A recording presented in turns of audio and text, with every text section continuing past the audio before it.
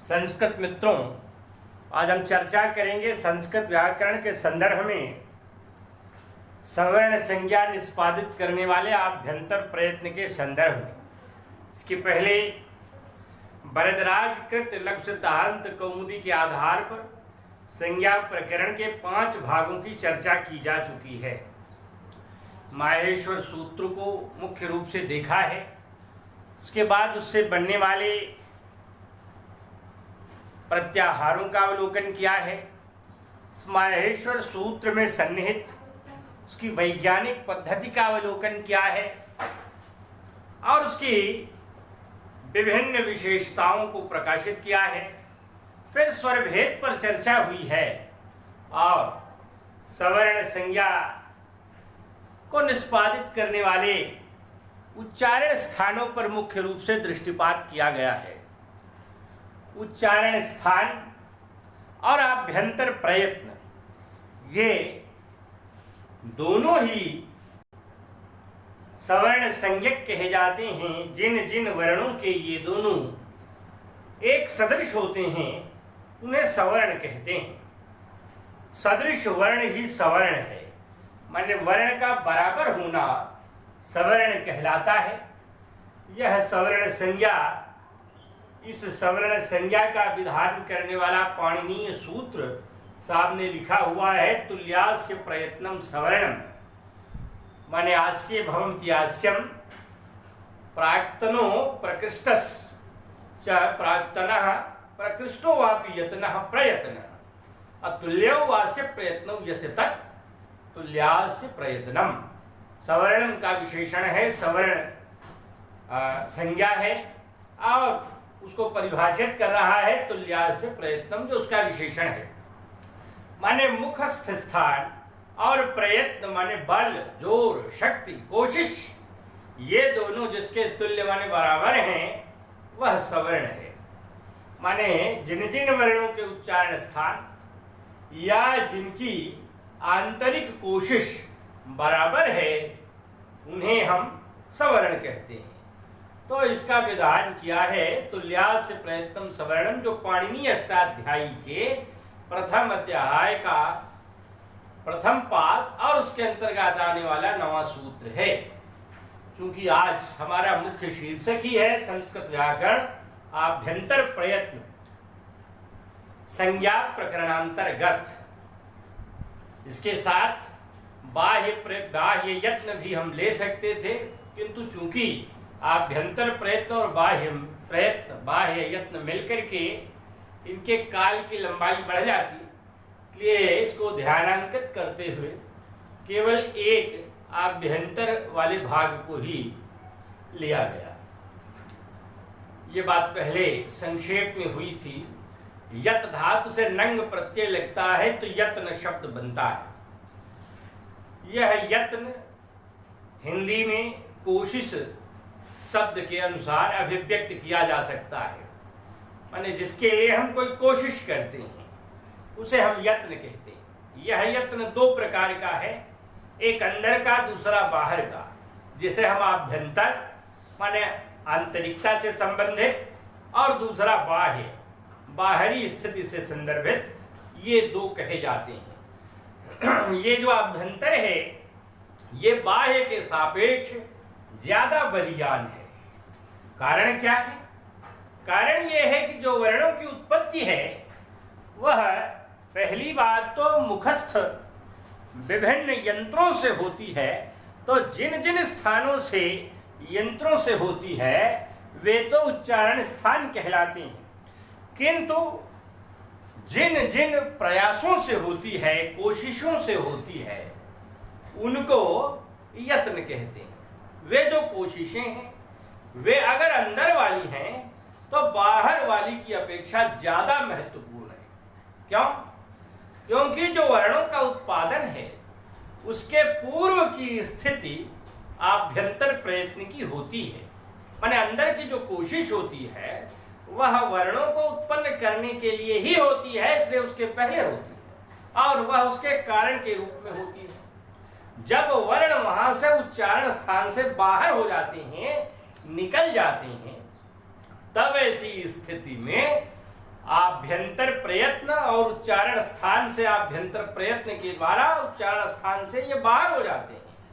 तो जब ये वहां से निकल करके मुखस्थ ओष्ठ आदि से बाहर होने लगते हैं तो उस समय जो बाह्य यत्न होता है वह विशेष रूप से कारण नहीं बन पाता, इसलिए वह वर्णोत्पत्ति के पश्चात होता है।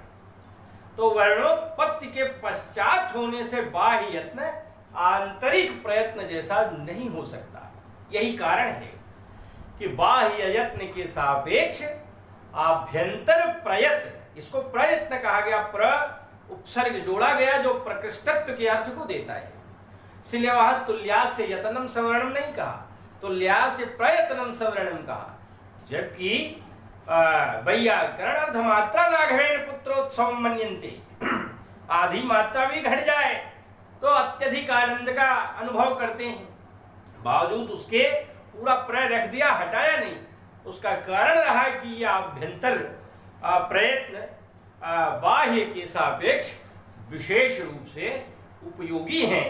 अतएव यह बात ध्यातव्य है कि वर्णोत्पत्ति के पूर्व की अवस्था आभ्यंतर प्रयत्न है, जबकि वर्णोत्पत्ति के पश्चात की अवस्था बाह्य यत्न है। तो इसीलिए उसे यत्न कहा गया और इसे प्रयत्न कहा गया। और जो सवर्ण संज्ञा का विधान है इसमें केवल इन दोनों का ही योग है, यहाँ बाह्य यत्न का योग हटाया गया। वह बाह्य यत्न केवल साधन के अवसर पर ही देखा जाता है, जब कोई वर्ण उसके सबसे ज्यादा निकट होगा। कैसे? तो इन दोनों के बाद भी अगर आवश्यकता है तो ऐसी स्थिति में बाह्य यत्न का समाश्रय लिया जाता है विभिन्न वर्णों के प्रसंग में। तो इसलिए मुख्य रूप से जो सवर्ण संज्ञा का विधान है उसमें केवल उच्चारण स्थान और आभ्यंतर प्रयत्न यही दो देखे जाते हैं। तो इन्हीं के माध्यम से हम इस बात तक पहुंच जाते हैं। तो इसलिए तुल्यास्य प्रयत्नम सवर्णम जो कहता है कि आस्य और प्रयत्न ये दोनों अर्थात उच्चारण स्थान तथा प्रयत्न माने आभ्यंतर प्रयत्न, ये दोनों जिन जिन वर्णों के तुल्य हैं, बराबर हैं, ये सवर्ण है।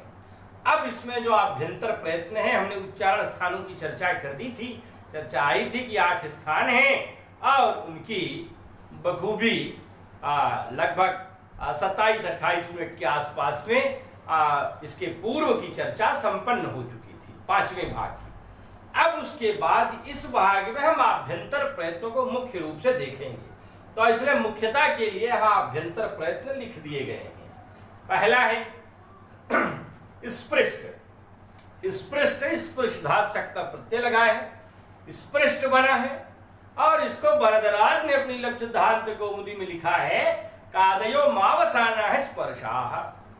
कादय क आदि माने क से लेकर के मावसाना म के अवसान तक जितने वर्ण आते हैं सब स्पर्श वर्ण कहे जाते हैं। क से लेकर म तक माने क वर्ग, च वर्ग, ट वर्ग, त वर्ग, प वर्ग, कुल 5 वर्ग हैं। इनकी चर्चा पहले हो चुकी है।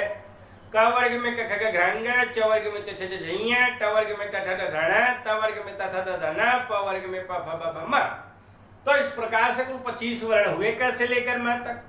तो यही जो क से लेकर म तक के वर्ण हैं इनको स्पर्श वर्ण कहते हैं। स्पर्श क्यों कहते हैं? स्पर्श माने छूना।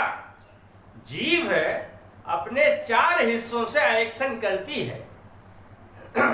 कभी अग्रभाग से करती है, कभी अग्रभाग से जरा सा पीछे उपाग्र भाग से करती है, कभी मध्य भाग से करती है और कभी मूल भाग से करती है। ध्यान रखिएगा, ये 4 एक्शन जिह्वा के होते हैं, माने अग्रभाग, उपाग्रभाग, मध्य भाग और मूल भाग। ये जीभ जब वर्णों के उच्चारण के लिए स्पर्श करती है विभिन्न स्थानों का और स्पर्श करके वर्णों को बाहर निकालती है, तो जिन जिन वर्णों में ये प्रयत्न ज्यादा करना होता है उन वर्णों का नाम है स्पर्श वर्ण। इसलिए यहाँ क से लेकर म तक ये 25 वर्ण ऐसे हैं जिनमें जिह्वा को विभिन्न स्थानों का संस्पर्शन करना होता है। तो इसलिए ये इन्हें स्पर्श वर्ण कहते हैं। इनकी संख्या यही 25 है। कादयो मावसाना स्पर्शा। सरलीकरण करने के लिए हिंदी में लिख दिया गया है। वैसे सुझाव मेरा यही है कि जिन विद्यार्थियों को न भी याद हो तो संस्कृत याद करें, क्योंकि वह वृत्ति भी आसान होती है और धीरे धीरे पढ़ने और याद करने की आदत बनाए। रोज पढ़ते पढ़ते याद हो जाता है। तो कादयो मावसाना है स्पर्शा है, जो कभी भूलता नहीं और हर परीक्षा में तत्काल काम करता है। यह बहुत उपयोगी है तुल्यास्य प्रयत्नम सवर्ण, और प्रायः पूछा ही जाता है, चाहे परीक्षा छोटी हो, मंझली हो या बड़ी हो। तो इसलिए स्पर्श वर्णों का जो आभ्यंतर प्रयत्न है वह है स्पृष्ट। तो स्पृष्ट माने छूना। इस नाम वाला आभ्यंतर प्रयत्न है जो पहले नंबर पर है। तो इसलिए स्पर्श वर्णों का आभ्यंतर प्रयत्न है स्पृष्ट। दूसरा ईशत स्पृष्ट। ईशत माने कुछ कुछ, जरा सा। ईशदर्थे क्रियायोगे मर्यादा विविधौ च एतमात्रं गितं विद्यात् वाक्य स्मरणयोरंगित। श्लोक प्रसिद्ध है। ईशत माने कुछ कुछ, जरा सा, थोड़ा सा। ईशत स्पृष्ट माने जीव छूती तो है पर जरा सा छूती है, इसलिए ज्यादा देर तक उसका ठहराव नहीं होता। माने स्पृष्ट के बराबर नहीं बल्कि जरा सा, तो इसलिए थोड़ा सा छूना ईशत स्पृष्ट कहलाता है। ये किन वर्णों का आभ्यंतर प्रयत्न है? कहा यणोन्तःस्था। जो अंतःस्थ वर्ण है उनका आभ्यंतर प्रयत्न है ये। अंतःस्थ वर्ण कौन से हैं? अंतः माने भीतर, और स्था धातु और कब प्रत्यय से योगे कृते स्था इति शब्दः निष्पद्यते। तैहि अंतःस्थ वर्ण कौन से हैं? भीतर रहने वाले, विद्यमान रहने वाले। तो कहा यणोन्तःस्था। ये यणोन्तःस्था कह करके वरदराज ने लक्ष्य सिद्धांत कौमुदी में प्रदर्शन किया है। का यण अंतस्थ वर्ण है। यण क्या है? यण प्रत्याहार है, जिसमें ह, य, व, र, ल माने ह अयवरक, जो 5वें नंबर का माहेश्वर सूत्र है। ह को निकाल दीजिए या से गिन लीजिए। य, व, र, ल, लण के ण के पूर्व तक, तो कुल 4 हो गए य, व, र, ल। इससे बनता है यण प्रत्याहार। यण प्रत्याहार का रूप चला है यण यणौ यणः, सातों विभक्तियों के सभी वचनों में चलेगा। तो यहाँ यण यणौ यणः प्रथमा विभक्ति का बहुवचन है यणः, इसलिए कि ये संख्या में ज्यादा हैं, 4 हैं, तो 3 अगर हो गए तो बहुवचन हो ही जाना चाहिए। तो ऐसे यणः बहुवचन हो गया, और अंतःस्थाः भी बहुवचन है। अंतःस्थः, अंतस्थौ, अंतस्थाः। तो यणोन्तःस्थाः माने जो यण है य, व, र, ल, ये अंतःस्थ वर्ण है और इनका आभ्यंतर प्रयत्न है ईशत स्पृष्ट। ईशत स्पृष्ट मंतास्थानाम माने अंतःस्थ वर्णों का आभ्यंतर प्रयत्न है ईशत स्पृष्ट। तो इसलिए लक्ष्य सिद्धांत कौमुदी रखिए और उसमें जो वृत्तियां दी गई हैं उसको याद कीजिए। तो इसलिए ईशत स्पृष्ट मंतःस्थानाम माने अंतःस्थ वर्ण का आभ्यंतर प्रयत्न है ईशत स्पृष्ट। कितने हैं? 4 हैं। य, व, र, ल लिख दिया गया। इसके बाद फिर आगे गाड़ी बढ़ी। कहा ईशत विवृतम। ईशत माने कुछ कुछ, विवृत माने दूर रहना, माने कुछ दूर रहना। इसलिए जीभ थोड़ी सी दूर तक चली जाती है वर्णों के उच्चारण में सहायता देने के लिए, तो इसलिए वह उसकी कोशिश होती है। तो ईशद विवृतम ऊष्माणाम, ऐसे कौन से वर्ण हैं? ईशद विवृतम ऊष्माणाम। ऊष्म माने गर्म। गर्म का क्या मतलब हुआ? शरीर के अंदर गर्मी है, जठर नाम की अग्नि है और उसमें तमाम सारे नेचुरल एसिड्स हैं जिनके माध्यम से पचन पाचन आदि का तमाम सारा कार्य संपन्न होता है। इसमें विभिन्न प्रकार की गैसें हैं और उसमें जो ऑक्सीजन है उसको हम लेते हैं, कार्बन डाइऑक्साइड, तो ज्यादा गर्म और जहरीली गैस मानी जाती है, उसको हम बाहर निकालते हैं। तो इसलिए जो बाहर प्राणवायु हमारी निकलती है वह गर्म ही होती है और जो भी पदार्थ शरीर से बाहर निकलेंगे वो गर्म ही निकलेंगे। इसीलिए आंसू भी निकलते हैं तो भले ही जल शीत स्पर्शवत्याप कह करके उसके ठंडई की बात की जाए, परंतु जब आंसुओं के रूप में निकलता है तो गर्म सांस ही होता है, गर्म जल ही होता है, तो इसीलिए सांस भी गर्म होती है। अब कुछ वर्णों में ये गर्मी थोड़ी सी निकलती है, लेकिन कुछ में बहुत ज्यादा मात्रा में भी निकलती है। तो ऐसे कौन से वर्ण हैं?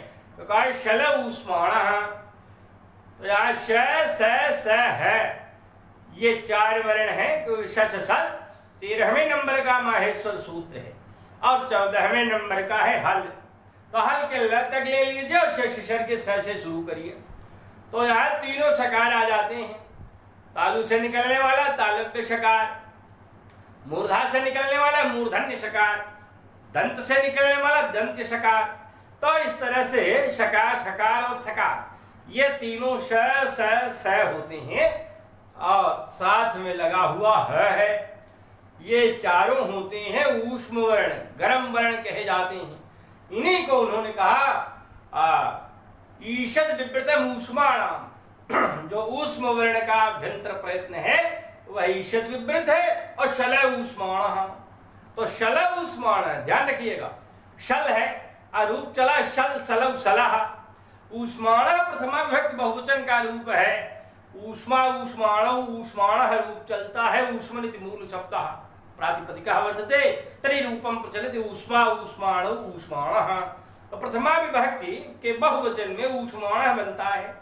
बस ऊष्माणः जब उधर प्रथमा विभक्ति बहुवचन है तो यहाँ विशेषण और विशेष तो एक विभक्ति में होते हैं, एक वचन में होते हैं, तो इसीलिए यहाँ शल कहा।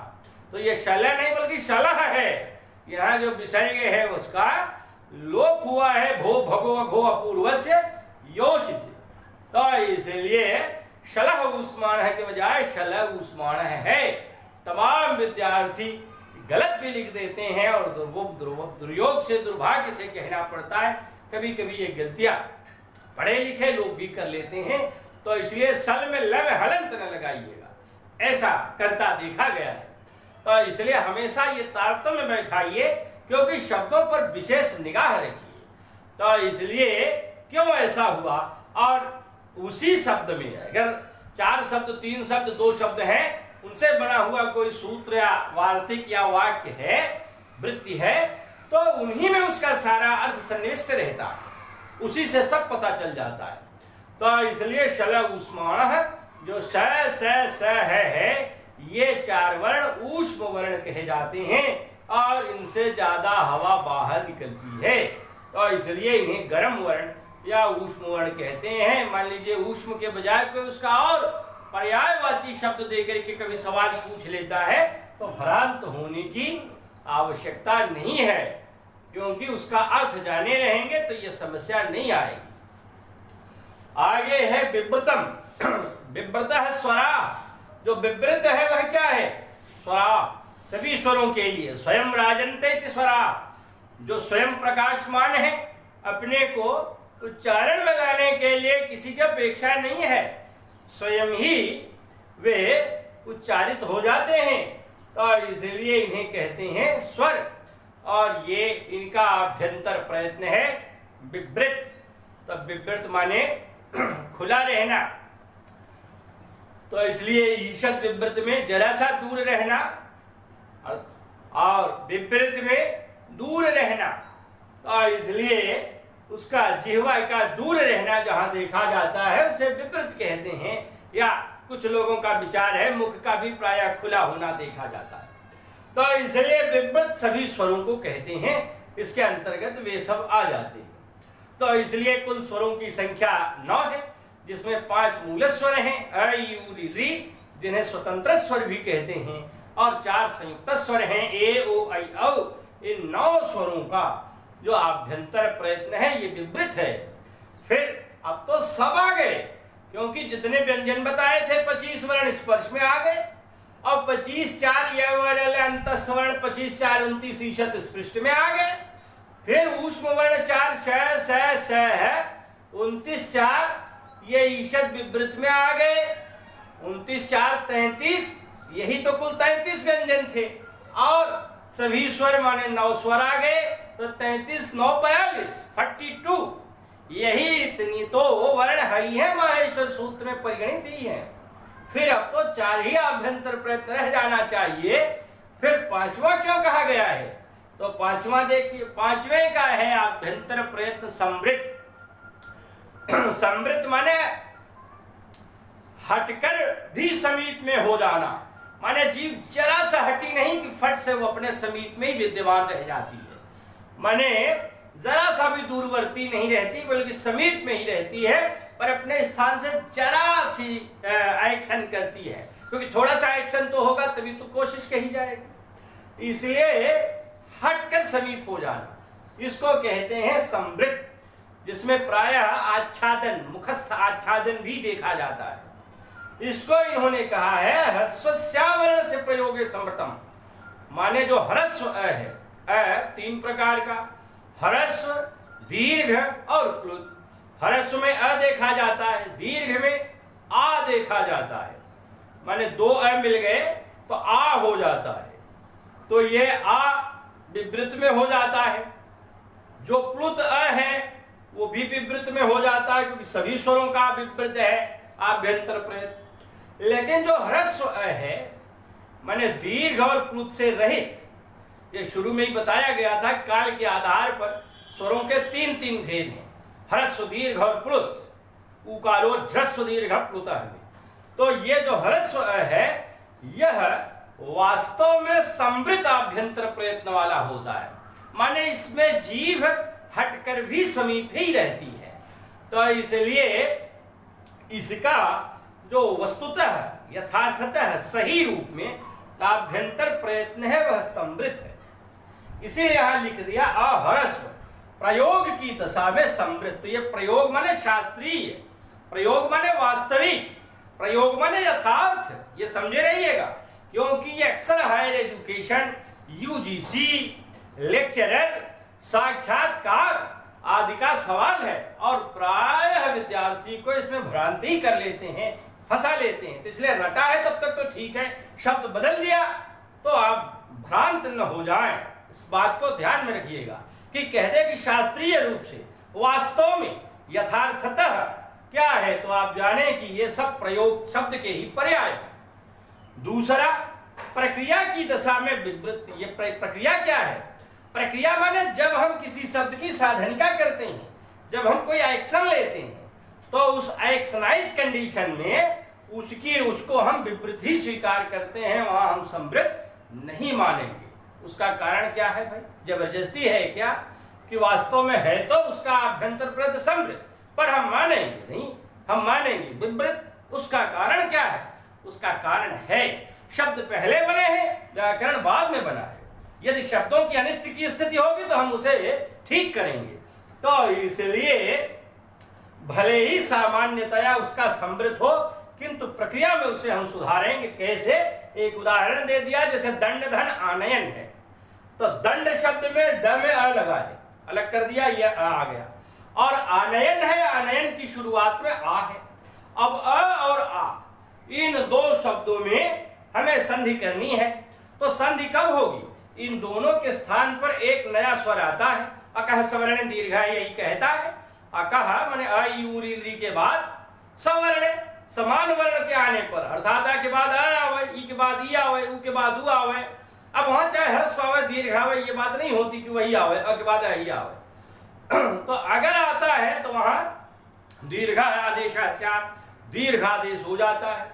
लेकिन तब न होगा भाई जब बराबर होंगे, क्योंकि संबंध तो बराबर में होता है।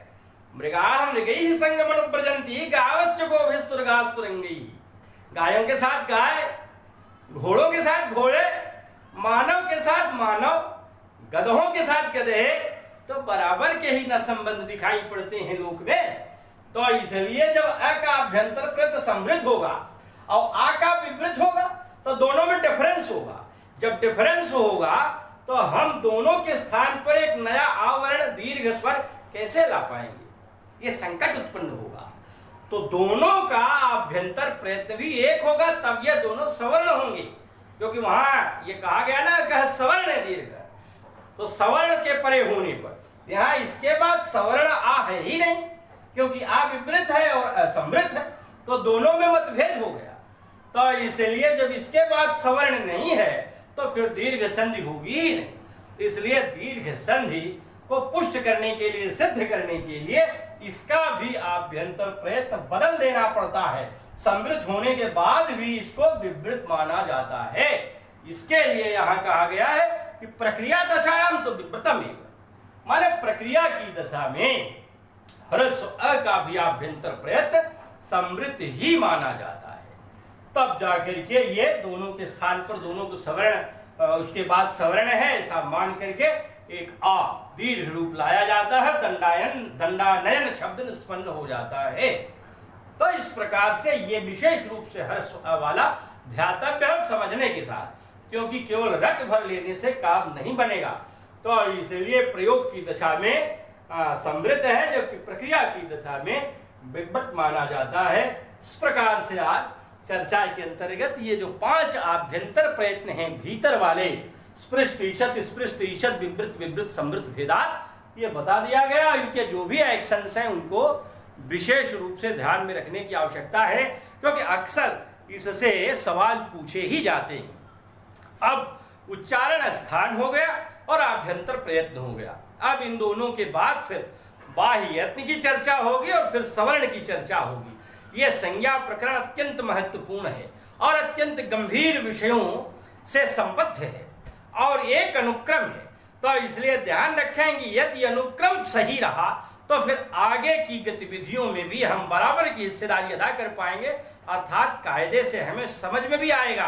फिर हम संधि भी समझ लेंगे, हम समास भी समझ लेंगे, प्रत्यय भी समझ लेंगे, कारक भी समझ लेंगे, हमें कोई समस्या नहीं आएगी।